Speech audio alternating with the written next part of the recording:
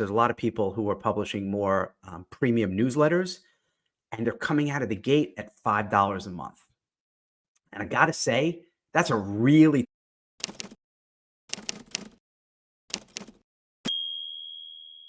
so you want to start a subscription program or membership. And I get the question, what do I price it at? What's the right price? And memberships for a long time, especially in the online marketing world, were priced a little bit higher. You could get away with charging $47 for one cheesy webinar a month, and you're good, right? And people joined. Things have changed, things have shifted, prices have come down, but now it's swung so far to the other side that there's a lot of people who are publishing more premium newsletters, and they're coming out of the gate at $5 a month. And I got to say, that's a really tough number to make work.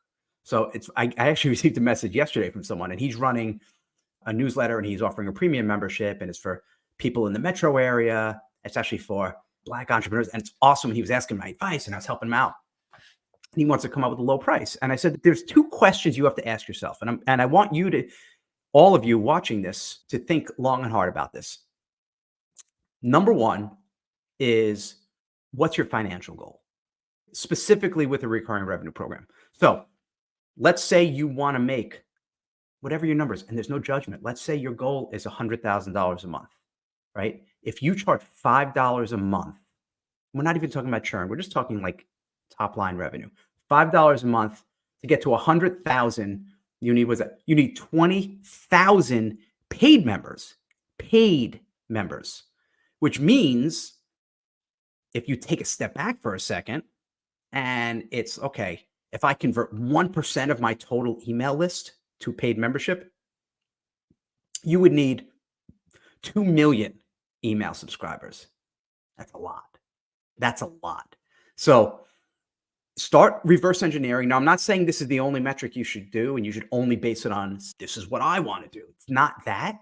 It's thinking about, okay, realistically, what do I have to do to get there? How many members am I going to need? And is that a real number? And how much effort am I willing to put in to get to that number? So to get to $100,000 a month, $5 a month, you need 20,000 people. $10 a month, you need 10,000. Still a lot, right? $20 a month, you need 5,000.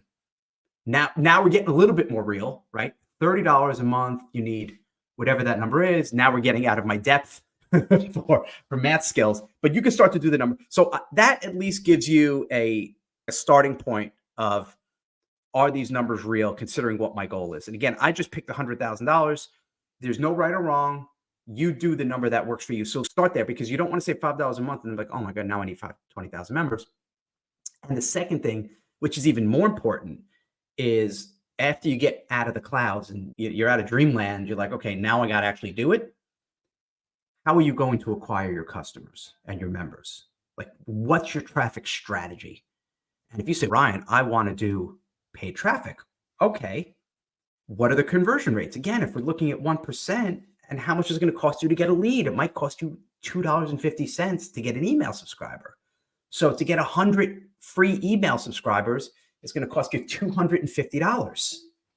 And if 1% of those joins for $5, you spent $250 to make back $5 for the first month, right? And if they only stay for, even if they stay for a year, that's only $50 back. You're going to lose money very quickly with that plan. That's why $5 a month, if that's your only thing, if you're like, I'm not doing advertisers, I'm not having courses, I'm not selling anything, that's my only thing is this $5 a month, you're going to go bankrupt. You're going to lose everything. So what's your plan and your strategy to get customers and clients and members?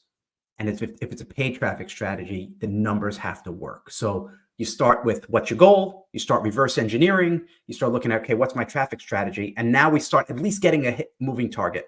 With pricing though, I'll give you this advice. It's much, much easier to raise the price than to lower it. So right now, the Clubhouse is $29, right? It's $29, which, okay, $29. But it's much easier for me the next round to say, okay, hey, Founders membership is over. Now it's $39 a month, and everyone who's in is locked in. You never have to pay $1 more. Versus me coming out at 29 and saying, oh man, this thing isn't working. All right, now it's only 15.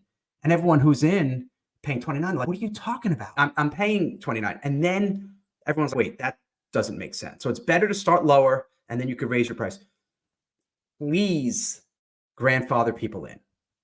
It's the right thing to do. Now, I know it's tougher sometimes with software and more cost, but for most content-based, there's not really an extra cost for you to deliver.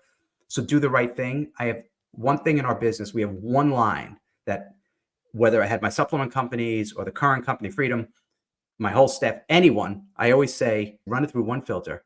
What would I want if I were that member, right? What would I want if I were them? And then the answers come to you. So there you go. That's your pricing strategy. We got so much more to dig in with that. Keep checking more videos here. By the way, if you're liking this, if you haven't yet, subscribe to this YouTube channel, like, comment, keep it rocking.